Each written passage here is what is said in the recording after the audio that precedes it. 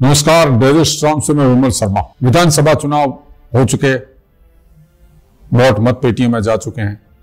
मत पेटियां सुरक्षित स्थानों पर रख दी गई है। इस मतदान और मतगणना के बीच का जो एक सप्ताह का समय है, उस समय में भारतीय जनता पार्टी के समर्थक, चाहे वो प्रतापपुरी महाराज के समर्थक हो, चाहे वो छोटू सिंह जी के समर्थक हो, इन दिनों सोशल मीडिया पर एक तरह की होड़ मची हुई है कि किस तरह वे अपने प्रत्याशी को जीता हुआ घोषित कर सकें। किसी न किसी गणित को बिठाकर वे अपने प्रत्याशी को जिताने में लगे हुए हैं। हम अगर चर्चा करें जैसलमेर की, तो जैसलमेर विधानसभा सीट पर जिस तरह से रूपाराम जी के समर्थक सोशल मीडिया पर अपनी जीत का दावा कर रहे हैं, उन दावे में वे मुसलमानों के वोट के साथ ओबीसी और राजपूत मतों को भारी संख्या में बताकर उनकी जीत की गणित बता रहे हैं कि इतने वोट आएंगे, इतने वोट राजपूतों के आएंगे, इतने वोट मुसलमानों के आएंगे और इतने वोट मूल ओबीसी के आएंगे। इन सारे समीकरणों में खास तौर से यह देखा गया है कि ओबीसी और राजपूत मतों को ज्यादा संख्या में रूपाराम जी की पक्ष में दर्शाया गया है।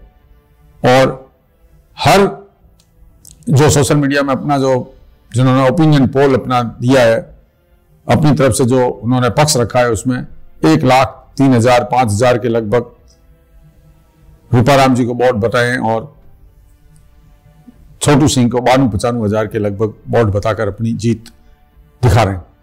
वही बात करें छोटू सिंह जी के समर्थकों की, तो छोटू जी सिंह के समर्थक भी कम नहीं है। वे भी सोशल मीडिया पर पूरी तरह से अपनी ओपिनियन पोल लिख रहे हैं। उनकी जो ओपिनियन पोल है उसमें मुसलमानों के कांग्रेस से अधिक मत मिल रहे हैं, साथ ही मूल ओबीसी के भी वोट उनको बहुत अच्छी संख्या मिल रहे हैं। राजपूत समाज के तो मिल ही रहे हैं, उसके अलावा महेशी और ब्राह्मण और शहर के वोट वो मानते हैं कि ज्यादा संख्या में मिले हैं। और उनकी जो ओपिनियन पोल और उनकी गणित है, उसमें यह फर्क है कि वो 25 से 30,000 वोटों से रूपाराम जी को हरा रहे हैं। और रूपाराम जी के जो समर्थक है वो 8 से 10,000, कोई समर्थक 5,000, कोई 4,000, कोई 3,000 से रहा है। मगर जो छोटू सिंह जी के समर्थक है, वो एक भी समर्थक ऐसा नहीं है जो 5-10,000 से छोटू सिंह को जिता रहा हो। उनके ओपिनियन पोल में तो छोटू सिंह 35 और 30 से 40,000 मतों के बीच जीतते नजर आ रहे हैं। इसी तरह पोकरण में सालेम अहमद समर्थक, चूंकि मुसलमानों के वोट वहां ज्यादा है, इसलिए वो मुसलमानों के वोट के साथ में राजपूतों के वोट को भी जोड़ रहे हैं और मूल ओबीसी को भी जोड़ रहे हैं। वे वहां शहर को कम आंक रहे हैं, ब्राह्मण महेशी को कम अपने पक्ष में मान रहे हैं। मगर वहां अपनी गणित है वो नेक टू नेक है। वहां सालेम अहमद के समर्थक किसी तरह जो कागजों पे अपनी ओपिनियन पोल बना के सोशल मीडिया पर जिस तरह से दे रहे हैं, उसमें वो 2 या 3,000 वोट से जीता हुआ बताते हैं और उनकी जीत का गणित बताते हैं कि इतने वोट यहाँ से आ रहे हैं, मुसलमान इतने दे रहे हैं, राजपूत इतने दे रहे हैं, जाट इतने दे रहे हैं, वैष्णव इतने दे रहे हैं और मूल ओबीसी इतनी दे रही है, शहर इतना दे रहा है। यूं करके जो गणित बिठाते हैं वो गणित 3,000 और 5,000 के बीच बैठती है।